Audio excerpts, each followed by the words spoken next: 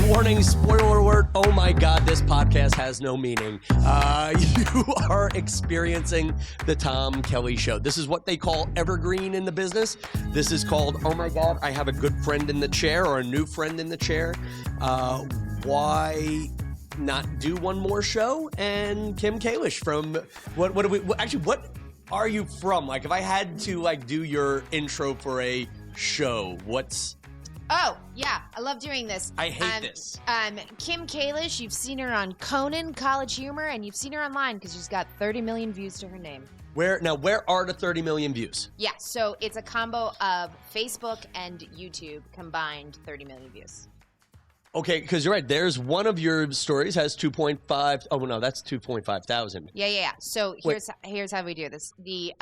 I have a lovely story about, it's very sad, and it's about, it's my 9/11 story that has 20 some odd million views on Facebook. And then and it's on your personal Facebook. It's on my personal Facebook. And then I did a lot of lovely work with Soul Pancake, which was Rainn Wilson's YouTube channel for a long time. It's now called Participant. And on there, I've racked up almost 1 million views there. And then with College Humor, you add in the millions of views there. So other people have views off of your work. Yes.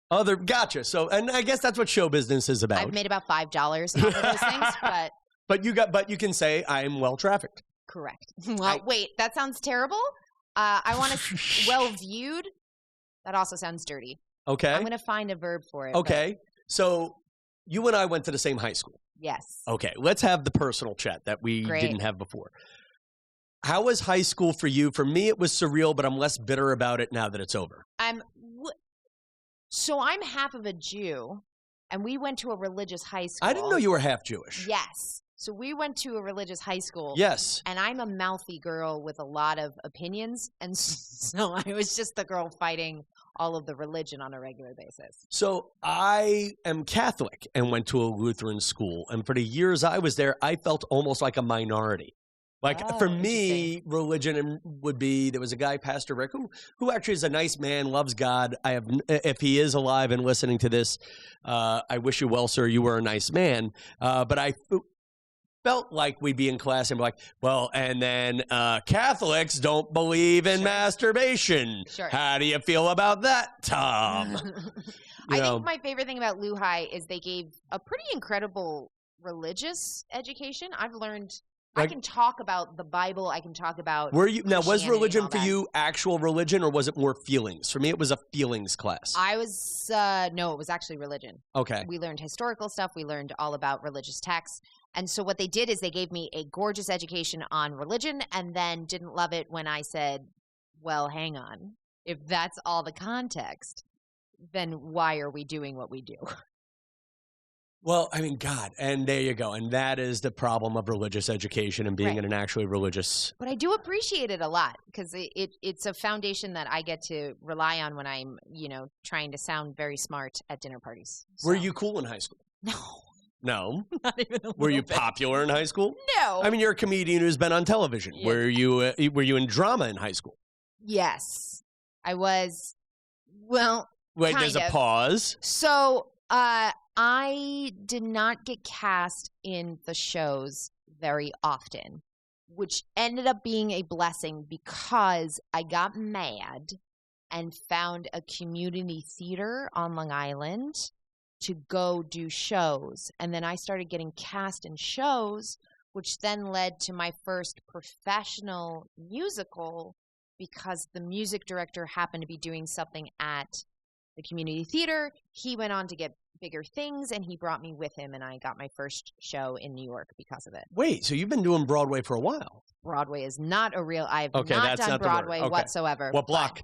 So this was like a Lower East Side show. Gotcha. But I did it, and it was amazing. And then I started doing some regional tours, which was really cool. And it all came from the community theater, which came from the fact that the 10th grade English teacher who used to do all the drama at LuHi didn't love me as a person. Then? I can't remember her name. She was from she's from the Midwest. Yeah, I'm wondering if it's the same one. They always bring in all the people from the Midwest. So mine was a different one who I liked, she wrote this beautiful thing in my yearbook about me trying hard and and whatnot. She was a sweet person, but she had her favorites.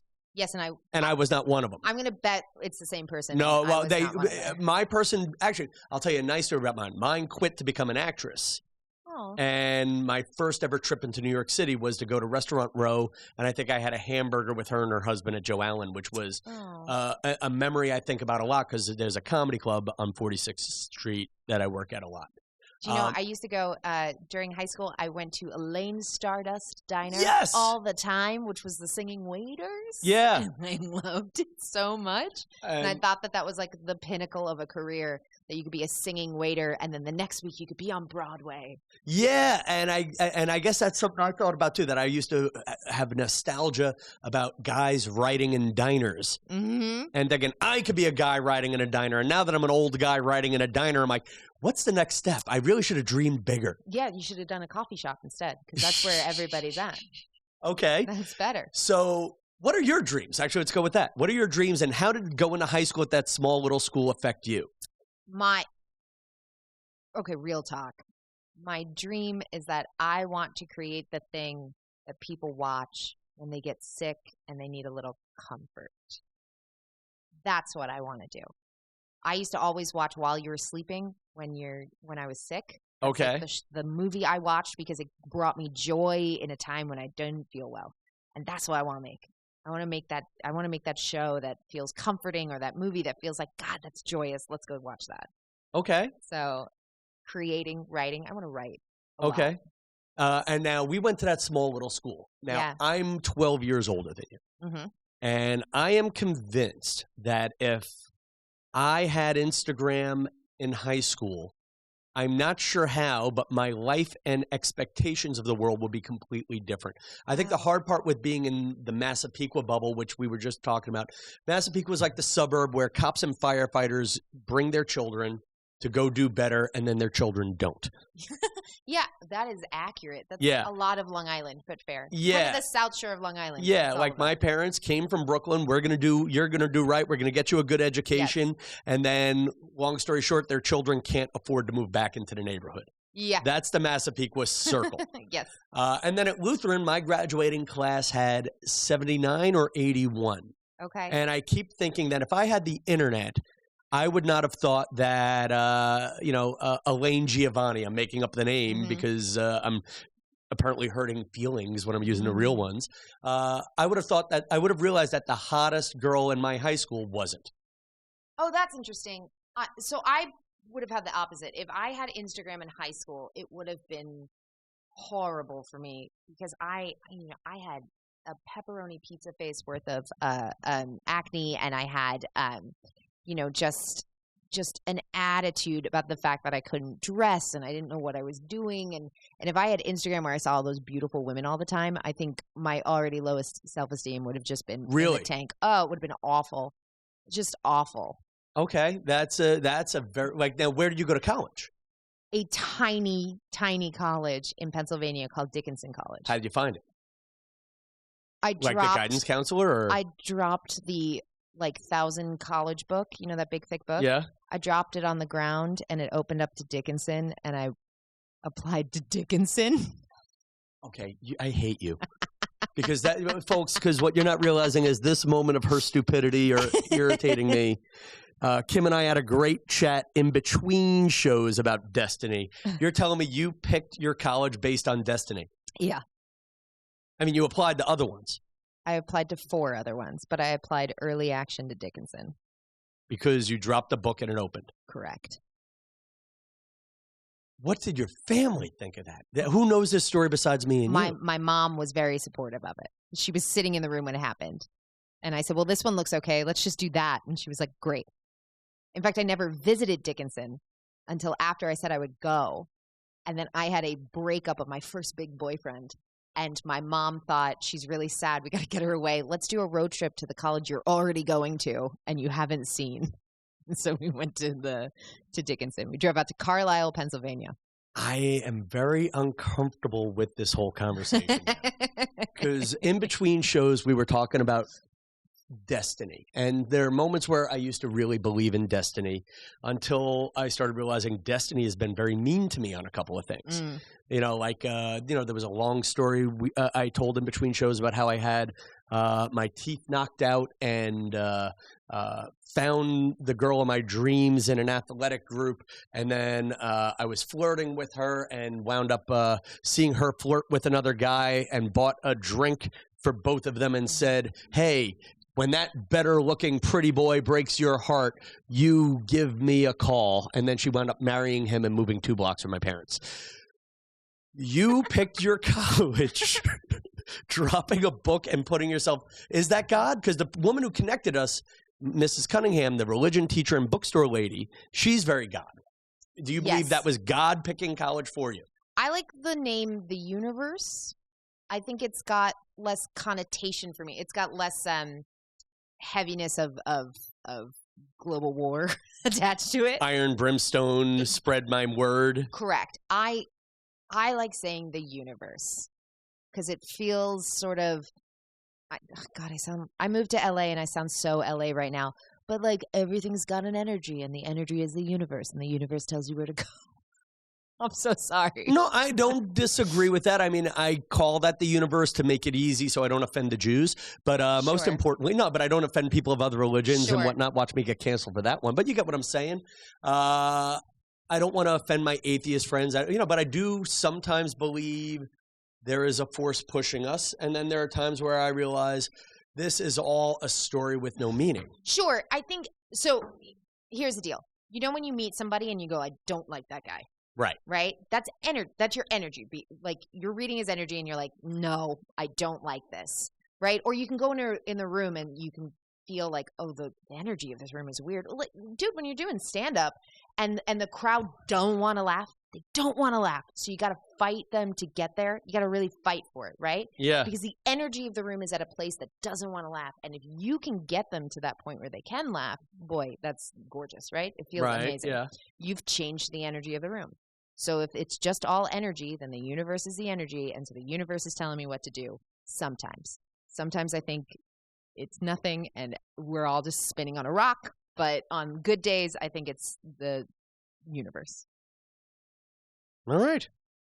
I'm going to go with that for now. I don't know, but you also have a happier you also told a couple of happy stories that being depressed about something led you to get a dog, and the dog led you to the boyfriend.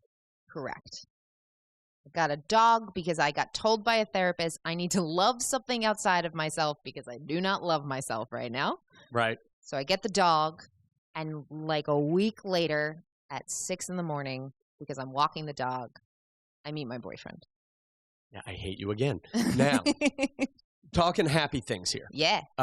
You describe yourself as a comedian storyteller? Yeah.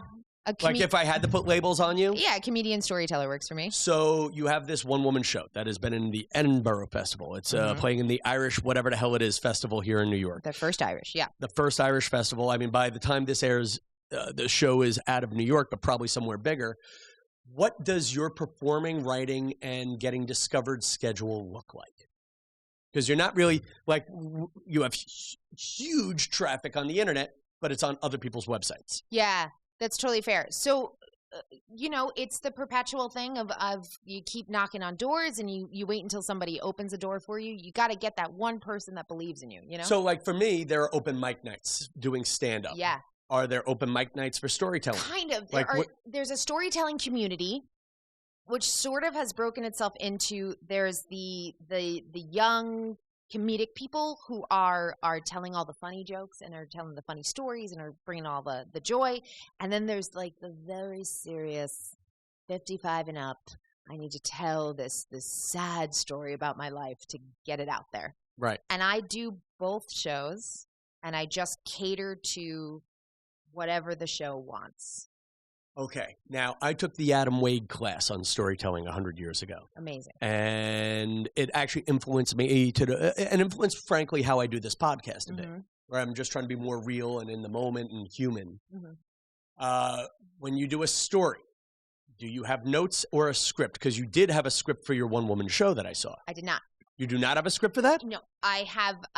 It's a stand-up set. It's a bullet-pointed stand-up set that is just words of where I'm going to go, and how I get there changes a little bit. So if I saw your show again tonight after seeing it 2 nights ago, it will be a little bit different. I will hit every single point in the same order. I might change how I get there. If there's a joke that comes in the moment, if there's some moment that happens in the theater and it changes a little bit, I might change the wording of something. I also like to test stuff out to make it funnier, so I'll start messing around with jokes in the moment to make sure it works, like try different options. No, but now, do you record this show and then write down the jokes that you heard? Or do you hope that you remember it after the performance? No, I'll remember it because I'm only changing 1 or 2 things a night. So, but okay. it's literally set up, and every storytelling, everyone's got their own system, but my system for storytelling is I walk around and I talk to myself like a crazy person. Right. Figure out what I want to say, and then I start just whittling it down and getting it tighter and tighter, just like a stand-up joke. Right. And then I end up with, I've got, notes in my phone that are stories that are just bullet-pointed lists of what each point is, just like a stand-up show. Okay. Now, because we're running down on time. Mm-hmm. We went to the same high school. I already know your 9/11 story. Yeah. Do you have a good Long Island Lutheran high school story that you would tell if there were a gun to your head? Oh, my God. Actually, and while you're making the oh, my God face for a second here, is this very unfair to do to a storyteller? Like, it's kind of like going up to a comedian and saying, go be funny. I hate that. And is what I'm doing right now unfair to a storytelling artist? I mean, a little bit. But now I have a better way to phrase the question, and you tell me if this is better. Okay. What is your favorite happy story to tell to a crowd? I can do that one very easily. The thing with LuHi is I don't think about my high school a lot. I don't really talk to anyone from high school anymore. But usually, okay, so you don't talk to anyone from high school? No. Okay. Not on purpose. It just happened. Well, you moved to another city. I moved into New York, and a lot of Long Islanders stay on Long Island. Yeah. And then after I was in New York, I moved to L.A., and then you just sort of lose touch with people. See, I found, for me, I am better friends with people I went to high school with now that high school is over rather than when I was in high school. I love that for you. I don't know if I love that for me or not. Actually, the people, I met good guys. And there were a couple of good experiences and bar events, and there's a chat group on the texting. See, I love that. I don't have people in my life that I've known before 17 when I went to college. And that's okay. At all. I mean, outside of your mom and dad and family. I have a community theater friend that I've been friends with forever. Okay. But that's it. But it's also not an intentional cutoff either. No, it just happened. Do you add these people on Facebook? Yes. But I'm a very different person than I was in high school. I'm louder. I'm kinder. I make more jokes. I'm more personable. I'm a different human. I'm a lot calmer than I was. Okay. And now is the answer going to be 10 years of therapy again? If I say what made you a better person 15 years later, 20 years later? No, I think I think comedy saved me. Okay. Now, there you go. There's our Barbara Walters, Oprah Winfrey ending. How did comedy save you? I didn't realize that you didn't need to be miserable all the time, that you could take that misery and make a joke about it and release the pressure of the misery. And when I started making jokes and people started laughing, that laughing is a tonic to me. Which it's funny that you are saying this because most of my New York comedians, male and even female, they're some of the most miserable human beings I know. Stand-ups. Yes. I didn't come through the stand-up world. I came through the improv and sketch world. So you're telling me improv people are happier than stand-ups? I'm telling you, in general, I find there's more joy. Because stand-up's a beautiful art. I'm not shitting on it. No, and I'll shit on it for you, so don't worry. So stand-ups have to do it alone. Mm-hmm. They've got to figure out their jokes. And when you bomb alone. The first time I ever bombed on stage, it was an improv show, and I had 4 other people on stage with me, and we were sweating buckets. And then afterwards, we went to the bar and went, that is the worst feeling I've ever had in my life. And you got to share it with everybody. Improv is inherently shared, and you have no idea what you're going to say. Okay. So therefore, it's a party. When it goes well, you feel like you're a magician, and it's not just you, it's everybody. Actually, I'll give you that. For stand-up for me, it's a lonely experience when it goes bad. And the hard part about it going well is it's a party that no one else is invited to. Yeah. And that becomes lonely. Yeah. Like I've talked about the moment about on the podcast before where I opened at the View for Barack Obama. Oh, wow. And I remember leaving the building and, there were just a few barriers left. The street, there were no cars on the street because they were all emptied for the president. And there was a stagehand who was about to drive home, and I just got in a car and rode with him to the Lincoln Tunnel. Oh, wow. Just so I could not be alone in the joy. Yeah. I get that. Oh, my God. I did not realize this happier attempt at a show would lead me to realize that I'm even miserable in my happy moments. Okay, but I do want to end big happy. Great. What is your favorite happy story to tell? Favorite story. Amazing. I was a bartender on the Upper East Side of Manhattan for a long time at a place called Ryan's Daughter. Is it still there? It's still there. It's been a bar for 100 years. Okay. At the time, I was the first chick to work there since the 80s. So it had been like really 25, 30 Why years. the long break? They just how it fell? Irish guys hire other Irish guys, and it just goes, and they just end up being friends. Okay. I end up working there, and then there's 2 other bartenders. There's Mickey, who's like straight off the boat Irish. Of course. Like when he hit on you, it sounded like you were singing, right? And then there was Jimmy, who was your quintessential New York bartender. He was angry. He was moody. He had a master's in Marxist theory for no reason at all. Okay? A real commie. Oh, I loved him. It was amazing. Okay. And I'm the only girl there, and they're treating me like they told me I'm not a girl, I'm a dude with boobs. That's what they told me. Okay?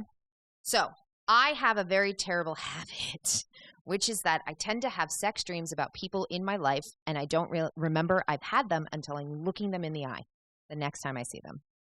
Okay? Anything happening to you right now? No, I'm okay right now, but I'll let you know next time. Okay. Okay, great. So I walk into the bar one day. I look up at Jimmy. He goes, "Hey, kid, how's it going?" And I immediately remember I've had a very dirty dream about him. Wow. And I look down, and I'm so embarrassed. And the dream is that we are at the end of a night at Ryan's Daughter. He's like, "Let's grab 2 beers." I go, "All right." And he goes, "Come on down to the keg room. I have something I want to show you." We go downstairs. I boink like bunnies. That's the dream, okay? That's the dream. Okay. So years go by, and Jimmy and I have been working together forever. Like, he's a married man. Nothing has ever happened. It's fine. But I had this dream, and I never forget it because it was, like, a good one. Okay, yeah? Gotcha. Okay. So one night, it's a Friday night. We're behind the bar. It's a particularly busy night. We ended. It's like 4:30 in the morning. Nobody's in the bar. And Jim goes, "Grab 2 beers. Let's have a drink." And I go, "No problem." So we grab 2 beers. We're just drinking, hanging out. And he goes, "Hey, kid, come on down to the keg room. I have something I want to show you." And so I've decided I am a magician, right? You're now manifesting. Correct. I have created my own sex dream to come true. So I start going down the steps, and I start going through the list in my head of, like, did I shave last night? Am I ready for this? And we get down to the keg room. And in the dream, I went, "Brr, it's cold in here," before he, like, pounced on me. So when we get down there in real life, I go with script, and I go, "Brr, it's cold in here." Right. And Jimmy goes, "Well, it's a refrigerated keg room, Kim. Of course it's cold in here." And he, like, leans over to me, and he leans behind me, and he goes, "I changed the Guinness topper on the Guinness keg because you have such a problem opening it up because you're weak, because you're a girl." And I get flustered, and I, like, run away. And the best part of this is I told this story on the Moth, and it was a grand old time. Right. And then I found out Jimmy listens to the Moth. And that is how he found out that I had this years-long sex dream. What did Jimmy say about you talking about your sex life or sexual fantasies about Jimmy? Mm-hmm. And Jimmy is his real name? Yeah. Great. He went, "Really? Really? Okay." And that was it. That is the most conversation you're going to get out of Jimmy. And did you ever meet Jimmy's wife after that? Oh, I've known her for years. No, but have you seen her since the Moth Story? Oh, God, no. Yeah. I'm okay never seeing her. It's okay. And you know what? On that, listen, KimKalish.com, KALISH.com, Kim Kalish on the social media, right? Every social media. And folks, we'll be back again next week. If you enjoyed this, share it with somebody who might enjoy the podcast. Yeah. Comment where you can comment. Show love where love can be shown. And Kim, thank you for sticking around and good luck with the one-woman show and all that. Thank you. This was really fun. All right. I like this a lot. Good night, New York.